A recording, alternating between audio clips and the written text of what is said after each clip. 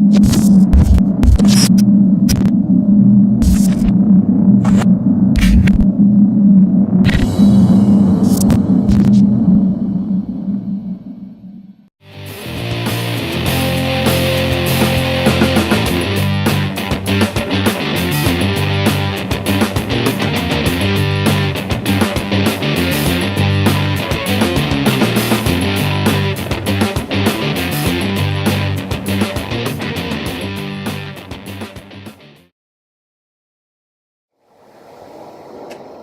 name is Spanky Mocker.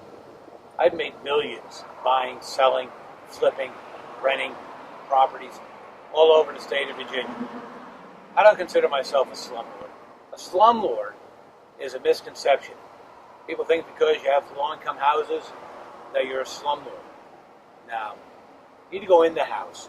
Go into the house that you're providing somebody. That's their castle. Show them that it's the people that live there, how they keep their house clean, where they put their clothes, how they live, whether or not it's a slum house or whether or not you're the slumlord. Remember, it's the tenant. What I'm doing is creating an opportunity for all people to have a home. It's up to them to keep the home. My name is Spanky Mocker. I'm not a slumlord, but I'm a millionaire. I have bought and sold hundreds of properties in the last 30 years.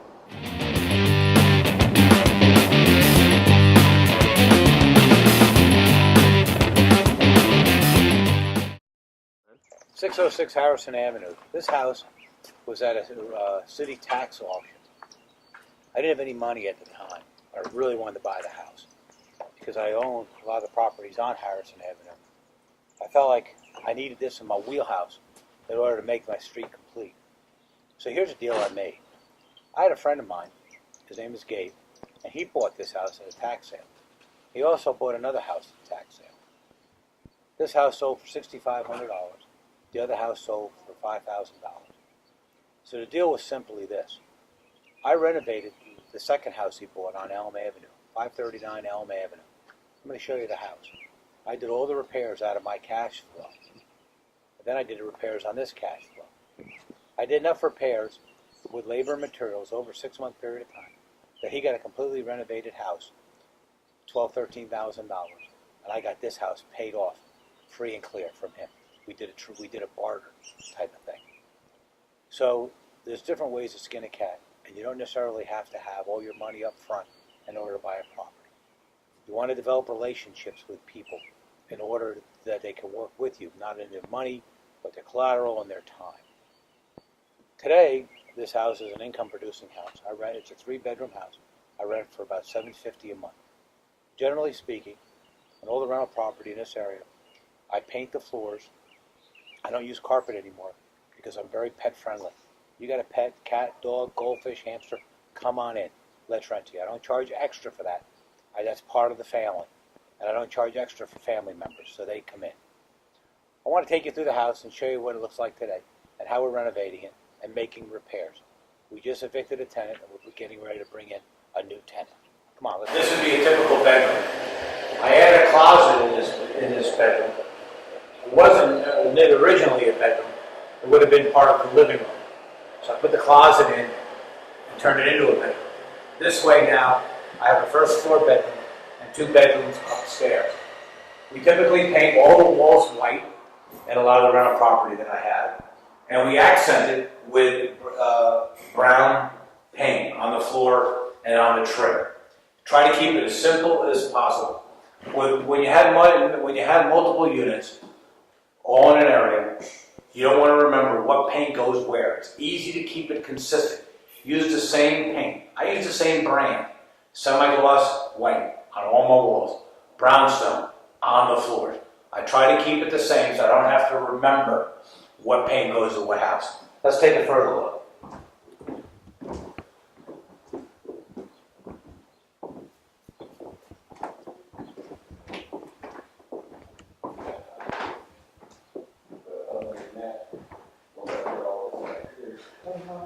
Don't make it more secure here. I'm going to explain this to him, Ron. Okay. So you take a minute break talking about life.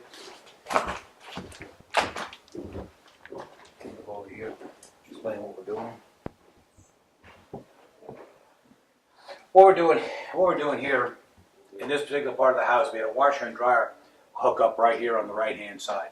The washer leaked, and the tenant did not advise me that the water had been all over the place, and it eventually rotted the floor.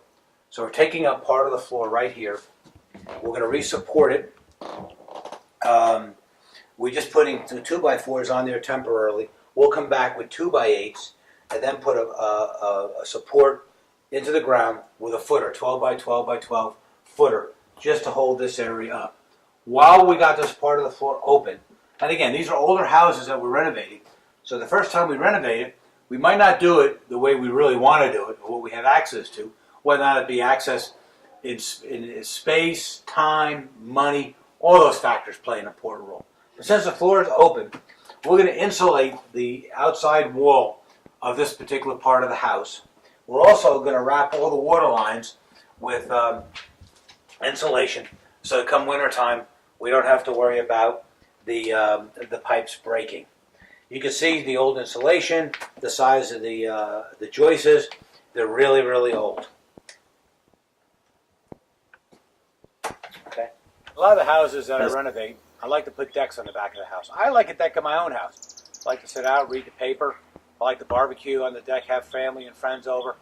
So this particular deck is a 12 by 12 deck I built a couple of years ago. I built it because it really adds eccentric value. It just adds marketability to the house. It doesn't increase the value of the house at all, and it does cost money to build a deck. But people like a deck. It's a selling point. When somebody wants to rent, you say, "Man, I got this beautiful deck in the back." We always paint our decks Navajo red. I just go pick up a can of paint, Navajo red, and we'll paint them. In the backyard, whenever I have a transitional tenant, I really take a little bit extra time in making sure that the yard is really up to speed. In this particular case, this yard was really overgrown. You couldn't put children back there. You couldn't plant a garden. You couldn't do a fire pit. You couldn't do anything. We will take it to the next level, make it really nice. Today, with the amount of people that have pets, whenever I can put fences in a yard, either a dog park or enclose a backyard, that's, again, greater marketability. People like to be safe and secluded, be able to let their pets roam around. This particular house has a nice chain link fence around the back. In the back area was a gate. We just closed up the gate so that people couldn't come back and forth. This is actually a work in progress. Good.